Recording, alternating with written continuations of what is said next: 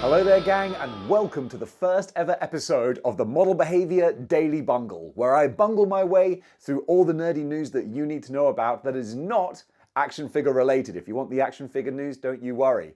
That's what good news is for, and that's still going to be coming thick and fast on this channel. However, if you want to hear about movies, video games, comic book, pro wrestling, and all points in between, then this is the place for it. There's a whole bunch of news to cover, so let's talk about it.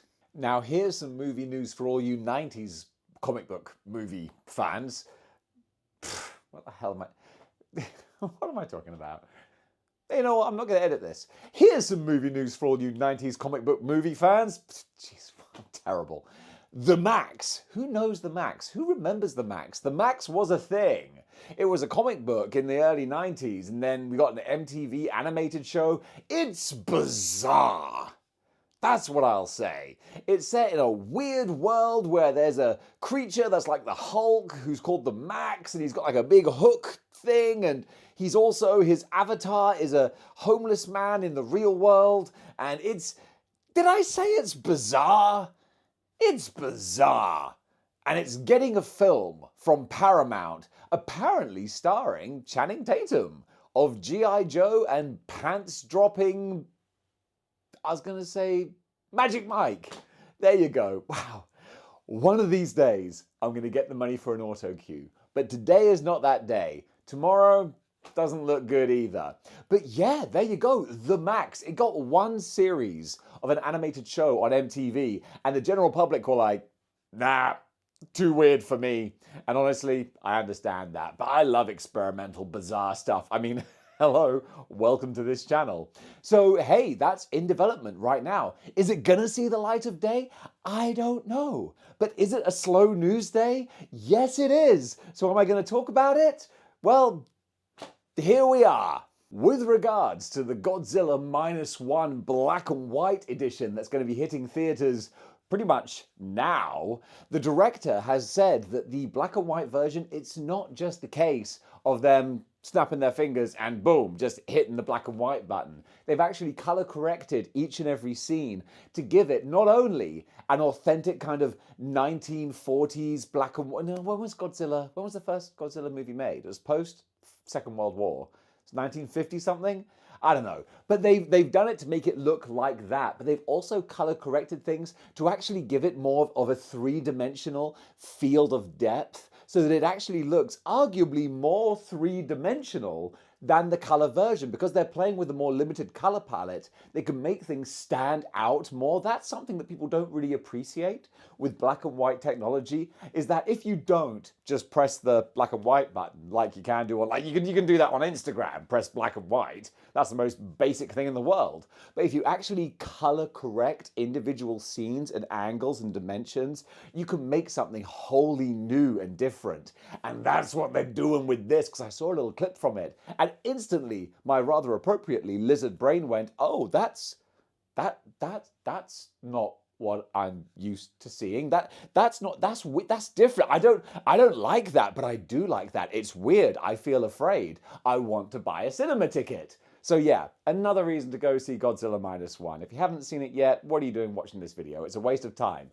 Go see Godzilla -1. It's much better entertainment. Legit, I don't mind saying that. It's an awesome film.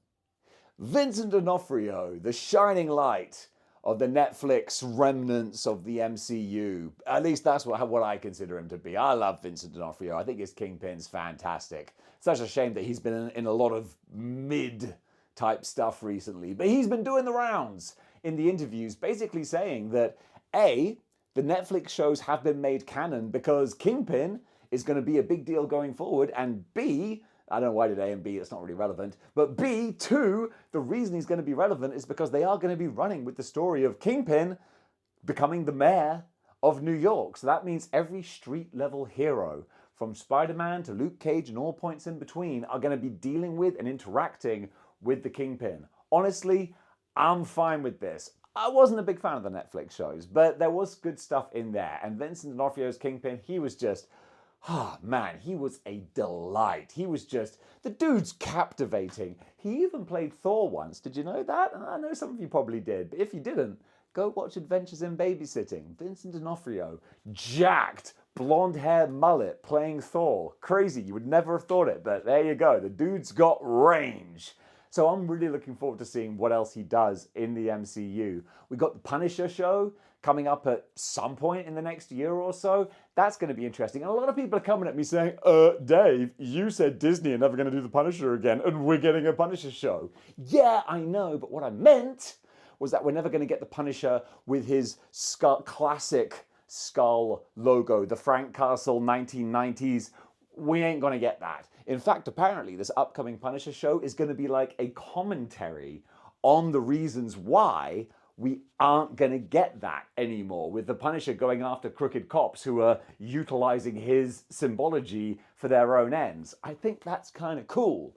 The thing that's not cool is that we're not going to get any more Punisher merch that, like, you know, has the skull and the stuff that, you know, we used to think is cool. And that's not Disney's fault. That's the fault of the people who have co-opted it and used it for trashy bad reasons. So, yeah, screw those guys. And I understand why Disney got rid of it.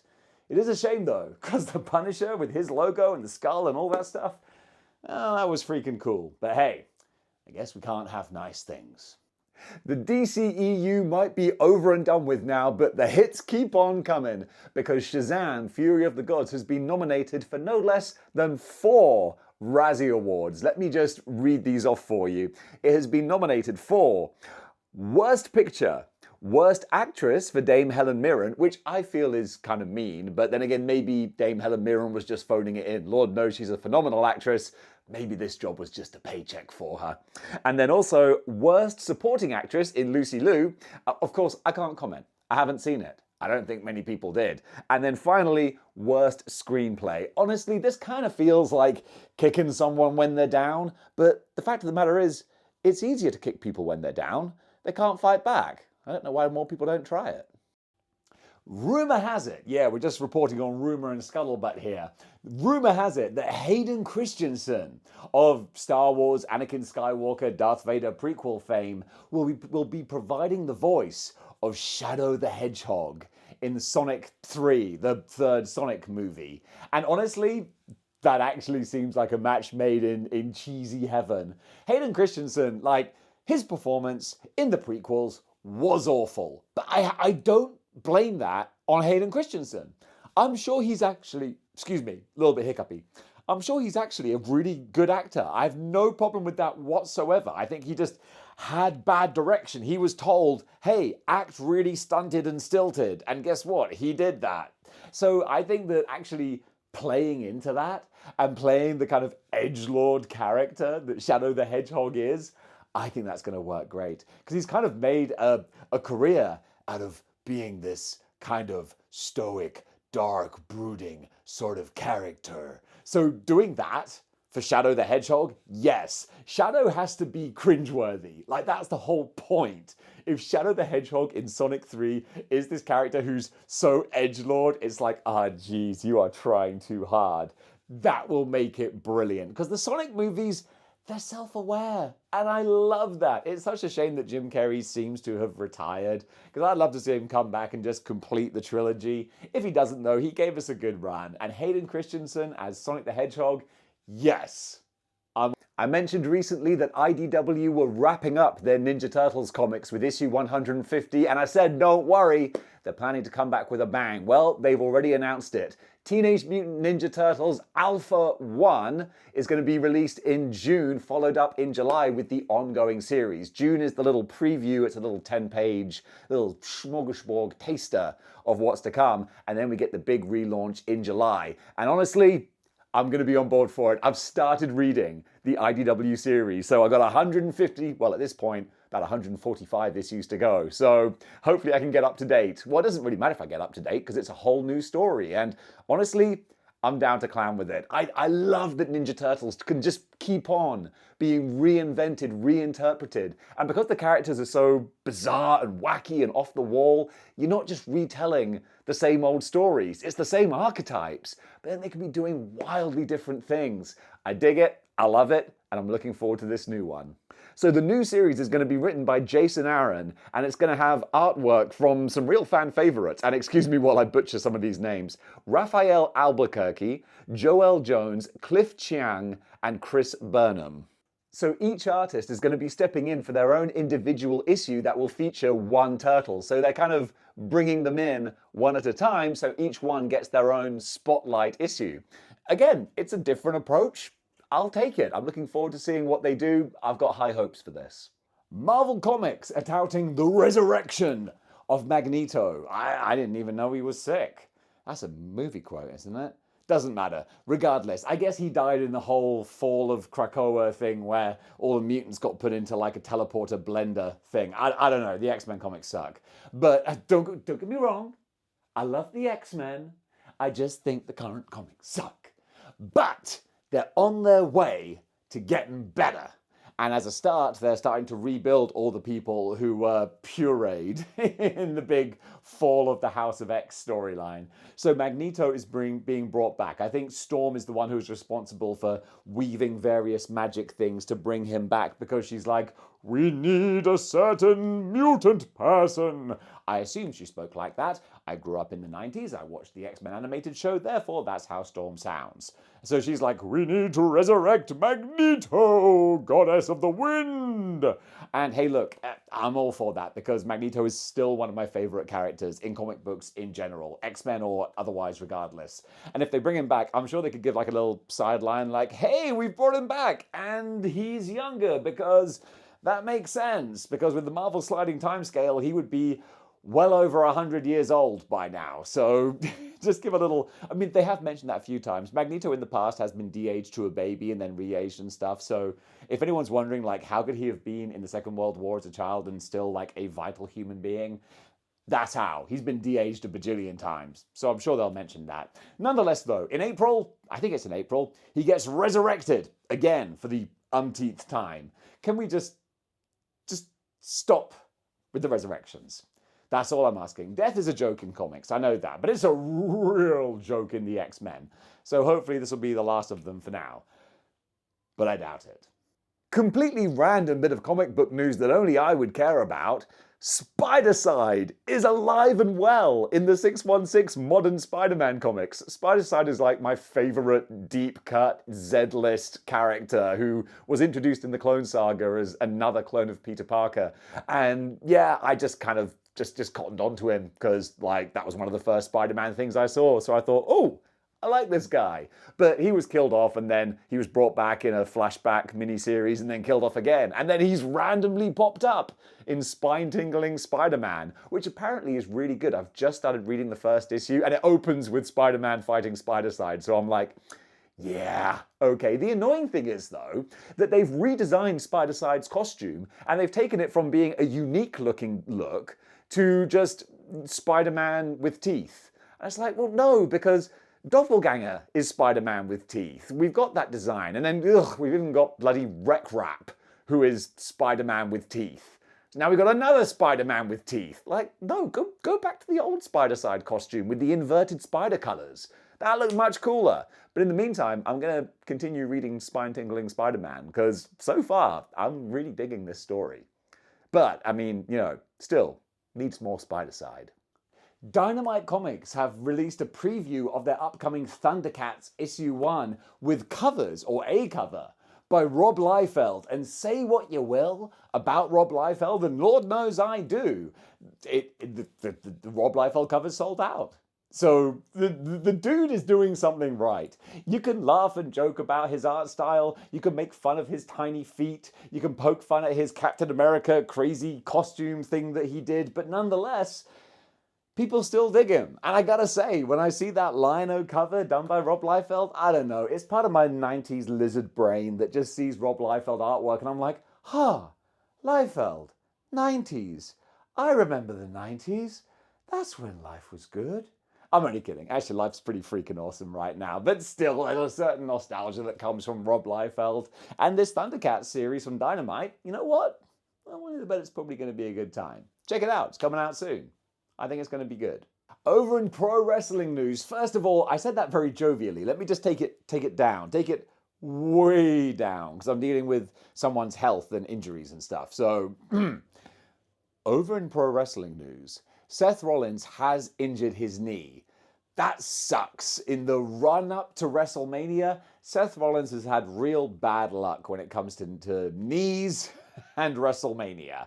He's had a few injuries throughout his career. That's hardly surprising. He wrestles a highly impactful style. And also, he's been somewhat carrying the Raw brand on his back for the last year. Not saying that other people haven't been pulling their weight, but since he got the World Heavyweight title, or whatever they're calling their secondary belt, he's been working overtime, and fair play to him. Honestly, I don't like the character of Seth Rollins. Maybe he's a nice person, I don't know, but he doesn't, it just irks me. It just feels like a try-hard kind of character. And I could never get over his original kind of run where, every promo he cut, he would pause after every few words, to give a little laugh so he could think about the next thing he was going to say. You see, I don't have that problem. I just say things without speaking, or think things or speak things without thinking. See? Didn't think about that, and it was highly entertaining. I think so anyway. But yeah, he's injured his knee, but that doesn't mean he's going to be out of WrestleMania. But it does mean he's going to have to rest himself up until then. So if anyone was expecting a Royal Rumble title defense, probably not going to happen. But that is good to know that at least if he rests up, and apparently he might even get some ACL surgery in between now and Mania, he will be good to go by the time of the big event. And even though I was just making fun of his wrestling character, it doesn't mean that I don't wish him well and I don't want him to have a great standout performance at Mania. I mean, they're building everything up for him to defend his title against CM Punk at night one, which is kind of, sort of, a WrestleMania main event, but obviously it's not, which is hilarious that when CM Punk was in AEW, he was like tweeting back and forth bitchy snipiness to The Miz, and he was like, oh, have fun main eventing night one of the 5-night buy one get one free extravaganza, and now here he is main eventing night one of the buy one get one free WrestleMania extravaganza. Dude's such a freaking sellout, full of BS nonsense person. Again, I got no problem with taking the money. I would take the money given the option. But I don't come out there and base my entire career of being this voice of the voiceless, man of the people person. I'm Dave, who wants to get paid. I'm sorry. I have no time for CM Punk. But this ain't about him. This is about Seth Rollins. I hope he gets well soon. Eladio Carrion. Yes, I had to say the name of this music person, singer, I guess, before I said anything else because I couldn't remember it otherwise. So Eladio Carrion, did I remember that correctly? He's got a new song, a new music video featuring none other than RKO Randy Orton himself. And this I thought was really fun because Randy Orton, I've never been a huge fan of. I appreciate the skills that he has. But honestly, seeing him in this video, this is the best I've ever seen Randy Orton because you know what? Genuinely, he's funny. He's a genuinely funny dude. I don't know what the full setup context is for this, but basically the singer guy is doing his thing and then Randy comes in, RKO someone, probably from out of nowhere. And then they have this whole scene where Randy Orton is playing like a super fan and he's marking out for Eladio. Is that his name? It's like Chinese whispers. I don't even know if I'm close to it now. And he's like, oh, hey, I'm a real big fan. Hey, can I get your autograph? Hey, could you stay there? I'm going to go get my baseball cap. I'm going to get a Sharpie. And he's clearly doing what he is so used to seeing people do to him. So you can, that's why it's so funny, because you can see that he is parodying everything that this dude genuinely, and God bless him, probably hates about pro wrestling fans. So don't get me wrong, not all pro wrestling fans, the worst pro wrestling fans. The one who, as CM Punk would say, wait in an airport at 3 a.m. and stick a piece of merchandise in your face and tell you to sign it so they can sell it on eBay. Those guys. And it's so funny to see Randy Orton parodying this, where he's like, are you okay? Are you sure it's not a problem? Can I get you something? You need a Diet Coke or something? I love it. This is the most entertaining I've ever seen Randy Orton. In his 22 years of pro wrestling, this is the best version of Randy. This was awesome. Go check it out. It's just really funny. I dig it. Jonathan Davenport on Instagram has shared his designs that he made. What am I talking about? Who's Jonathan Davenport? Yeah, you're about to find out. He makes pro wrestling gear. Okay, hear me out. I'm making the connections here. He makes pro wrestling gear. He makes pro wrestling gear for Team DIY, do it yourself, Johnny Gargano and Tommaso Ciampa. And they're both famous, particularly Gargano, for wearing comic book inspired gear. And most recently, they have been wearing gear inspired by the Uncanny X-Men Jim Lee designs. And this is the gentleman who made them. So I just wanted to shout out his Instagram account because it's really cool. I love the Venn diagram of pro wrestling and comic books. It crosses over so much. That's why I talk about comic books and pro wrestling on this show, because they're both superheroes. They're both escapes from reality. So I love, like, Johnny Gargano has come out in Wolverine gear. He's come out in, I think, Mysterio gear, Daredevil gear. I forget all the stuff he's come out with, but the dude is a massive nerd. So I've got a lot of time for him. And this blue and yellow Jim Lee X-Men style gear, it's another winner. So fair play to you, sir. That's worth shouting out. Totally random, but I do kind of cover everything on this channel. Kanye-West just spent nearly $1 million, $850,000 on a set of grills. That's what you call it, yeah? And they're inspired by Jaws, the henchman from the old Roger Moore James Bond movies. That's it. I mean, say what you will about Kanye West. Is he caca for cuckoo puffs? Yeah, probably. Does he have some weird views? Yeah, more likely than not. But also, he's a big Roger Moore James Bond fan. So, I mean, I got to give him credit for that at least. Would I want to walk around with those? No. I mean, actually, I wear... That's the thing. People who wear grills, I'm pretty sure that no one who wears grills watches this show. But if you do, why? Because I wear braces. I wear retainers to try and fix my busted ass teeth. And they are working. But it's a ball ache to wear them.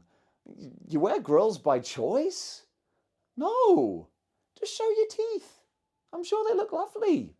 Enjoy them. Definitely don't pay nearly $1 million to make them look like Jaws. Not unless it's Halloween. Then again, look at me. Sounding like a 42-year-old goober over here.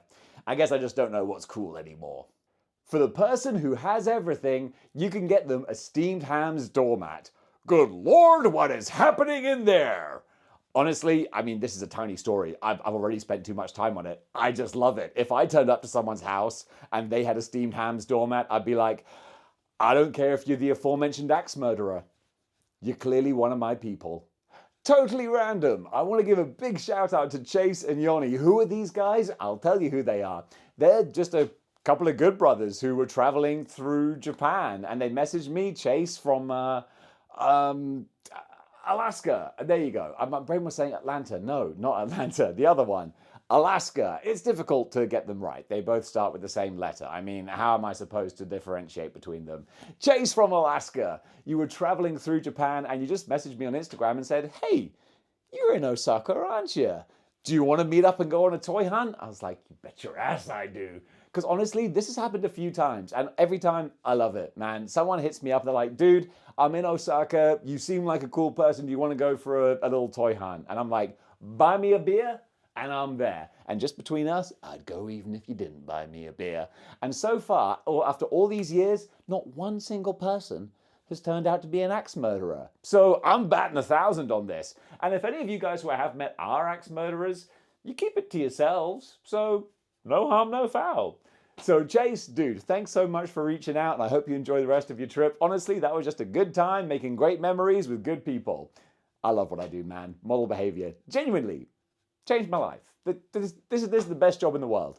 It's not really a job. Don't make enough money from it to call it that. Best hobby in the world. This thing's awesome. It's time for a new segment on the show that I call You're Wrong. And don't worry, when I say you're wrong, I'm talking about me. You're Wrong is the chance for you guys to tell me what I was wrong about, because Lord knows I cannot get through a single video without being wrong about at least one thing, and probably several. And in the last episode that I did, I made this fun little story about a Dungeons & Dragons creative employee who was poking fun at Hasbro management. And like, that was a true story. It happened about 4 years ago. I saw it pop up on my timeline and I was like, oh, this is a new thing. And then someone did message me saying, yo, FYI, if you actually look at the date on the picture that you shared, you'll see it was dated like 4 or 5 years ago. So there you go. I wasn't exactly wrong. I was just a little bit late. Day late and a buck short, baby. That's model behavior. But hey, if I say anything else wrong in the coming episodes, comment below, let me know. You get to be featured on You're Wrong.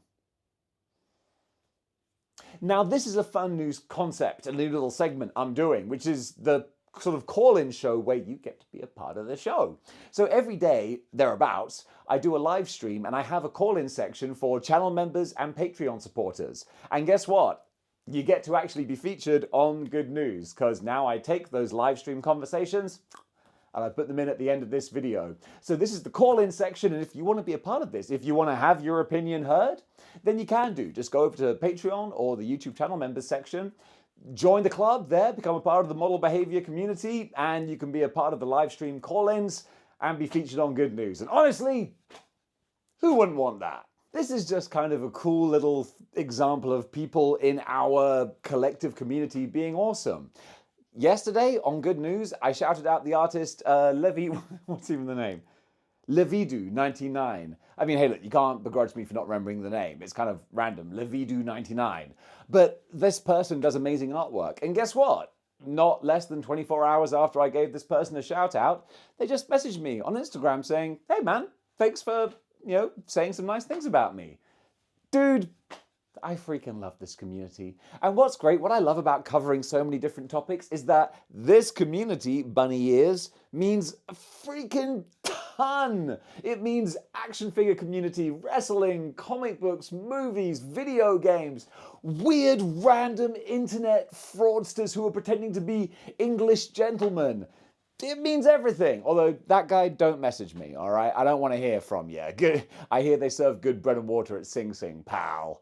But the fact that the artist actually reached out and was like, hey, thanks so much for saying nice things. Dude, that's just model behavior right there. That's nice people saying and doing nice things. Go out there and just say something nice about someone you like. Honestly, it makes you feel good. Vincenzo Vicardi Renartwork. I had to say that instantly before I forgot what it was, and even then I don't think I necessarily said it correctly. I just looked at the name of this incredible artist, and then I said it to cue up Artist Corner, because boom! Artist Corner. Wow, holy potatoes, look at what this guy can do. One thing I love, and I love a lot of things, I love hips, lips, and fingertips. I also love mashup pictures, and this dude, he makes a mean Marvel Universe mashup picture. I'm sorry, I got burned so recently by AI artwork that now anytime I see some work that's been done by someone legitimately scribbling things out with their hands and pen and paper, I'm like, yes, you, sir, are an OG type person. You're a real one. And this dude, he's a real one. I mean, he just does. Look at all this stuff. Look at all this stuff. I was looking through it. My lips, my mouth was watering because I was going, oh, there's so many options for things that I can put into what's going to be a beautiful thumbnail. What am I going to go for inevitably at the end? I don't know. Because he makes gorgeous, gorgeous artwork. So go and give him a follow. I can see from some of his comments and captions, he's kind of like angling for some more official, professional Marvel work. Dude, if anyone from Marvel is watching this, I know you're not, but if you are, give this dude some work. Give this dude some connecting covers. Give him a mini series that he can do 5 big covers that can mash up into one awesome ensemble piece. It needs a bigger audience, quite frankly. So go give him a follow. And Marvel Comics, actually, you know what? I'm being too humble. I know you're watching, all right? In fact, Bob Iger over in your ivory tower at Disney. Yeah, I know you're a big model behavior fan. Give this guy some work. Tell him Dave sent you.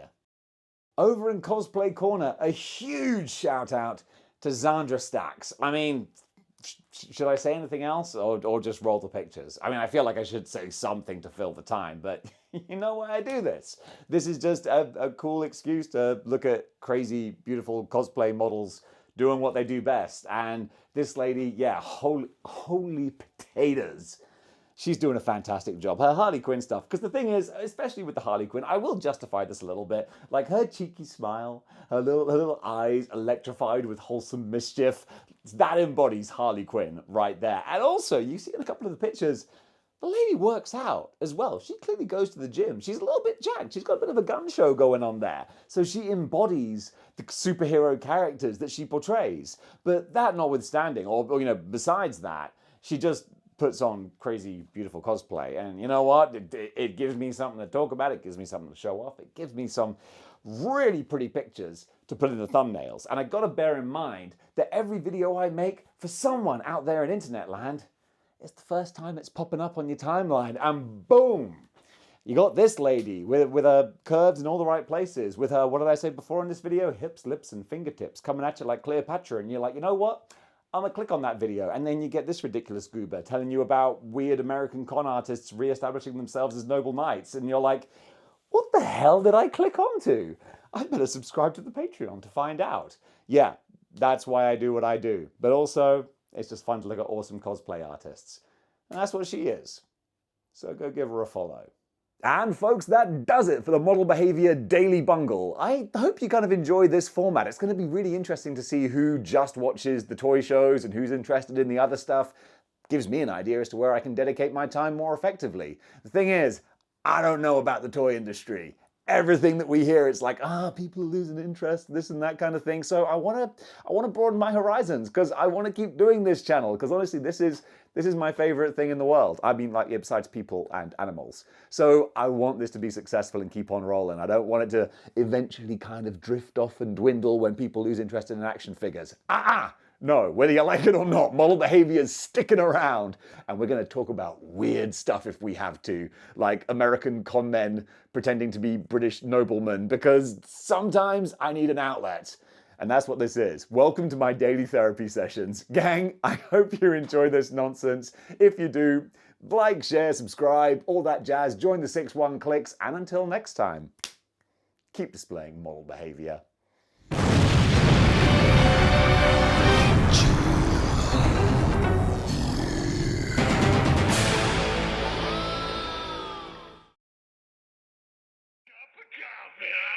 Cup of coffee, big time.